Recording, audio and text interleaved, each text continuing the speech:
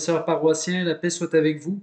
Alors j'ai une nouvelle question en fait qui approfondit la dernière sur l'Eucharistie. Jésus, oui, a vraiment institué l'Eucharistie et donc cette nouvelle question concerne sa présence réelle. Qu'est-ce qu'enseigne l'Église à ce niveau-là? Jésus est-il vraiment présent dans l'Eucharistie? Alors, comme on a vu la dernière fois, le chapitre 6 de l'Évangile de Jean est très explicite. Jésus est très explicite dans la synagogue de Capharnaüm sur sa présence réelle, hein, comme dans sa chair, livré comme pain de vie, livré pour la vie du monde, et puis il se présente lui-même comme la manne nouvelle.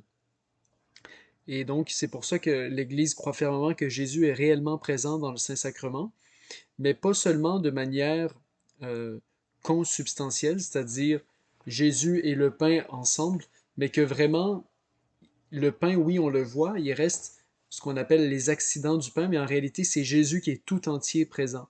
C'est pour ça qu'on parle de transsubstantiation.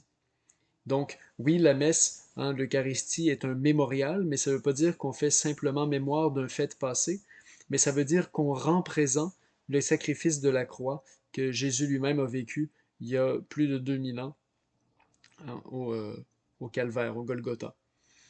Et donc, en effet, chez les Juifs, le mémorial, c'était vraiment une façon de rendre présent. Vous irez relire l'Exode, Exode 13 par exemple, Exode 33 aussi. C'était vraiment une façon de rendre présent un fait passé. Alors c'est ça, c'est vraiment par la conversion du pain et du vin que le Saint-Sacrement devient vraiment le corps et le sang du Christ, le Christ qui s'offre au Père dans la puissance de l'Esprit. Et cela est possible grâce à la consécration, grâce aux paroles de bénédiction qui sont proférées sur les espèces du pain et du vin.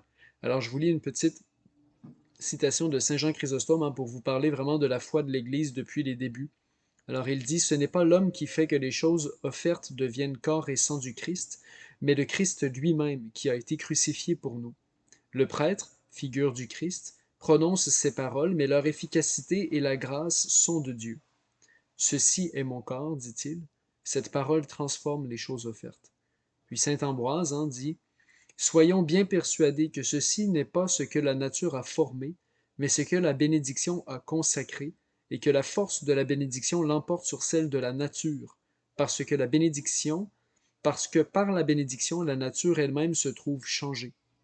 La parole du Christ, qui a pu faire de rien ce qui n'existait pas, ne pourrait donc changer les choses existantes en ce qu'elles n'étaient pas encore, car ce n'est pas moins de donner aux choses leur nature première que de la leur changer. Effectivement, si Dieu a créé de rien, ben, il peut aussi changer du pain en sa propre présence. Donc, voilà, c'est vraiment la présence réelle du Christ, présence réelle substantielle du Christ en son corps, en son sang, en son âme, en sa divinité, dans les espèces du pain et du vin.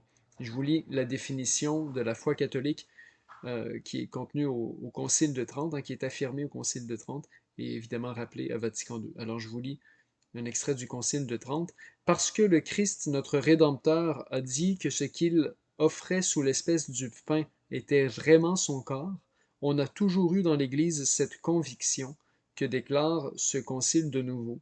Par la consécration du pain et du vin s'opère le changement de toute la substance du pain en la substance du corps du Christ notre Seigneur, et de toute la substance du vin en la substance de son sang. Ce changement, l'Église catholique l'a justement et exactement appelé transsubstantiation. Alors voilà, c'est vraiment la foi catholique. Et puis d'ailleurs, dès les premiers siècles, il y avait beaucoup de détracteurs de l'Église, des persécuteurs qui disaient ah, ben eux, ils sont des cannibales. Alors, pour montrer que vraiment, ils- les chrétiens, dès le début, pensaient que c'était vraiment Jésus qui était présent, et eh bien, ils se faisaient attaquer sur ce point. Alors, juste une petite parenthèse, nous ne sommes pas des cannibales, les catholiques ne sont pas des cannibales, euh, les luthériens et autres réformés qui croient en la consubstantiation ne sont pas non plus des cannibales. En fait, être cannibale, c'est manger le cadavre, une partie d'un cadavre, en espérant, de manière, qui a été tué de manière violente, en espérant avoir comme un surcroît de vie ou en espérant se rapprocher des dieux par ses propres forces. Alors que ici, dans la communion, ce dont il est question, c'est de Dieu lui-même qui donne l'entièreté de sa vie, de son âme, de sa divinité, pour nous communiquer justement la vie éternelle.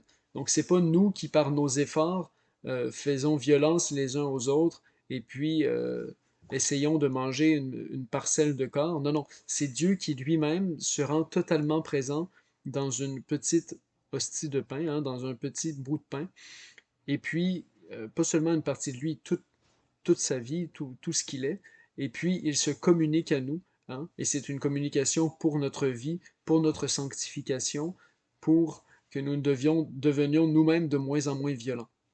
Alors loin d'être un acte violent de cannibalisme, la communion est en fait un moyen de grandir en sainteté, c'est-à-dire de grandir en douceur, en humilité, en amour les uns des autres, en maîtrise de soi, en artisan de paix. Bref, tout ce que je vous souhaite pour votre prochaine communion. Que Dieu vous bénisse. Bonne semaine.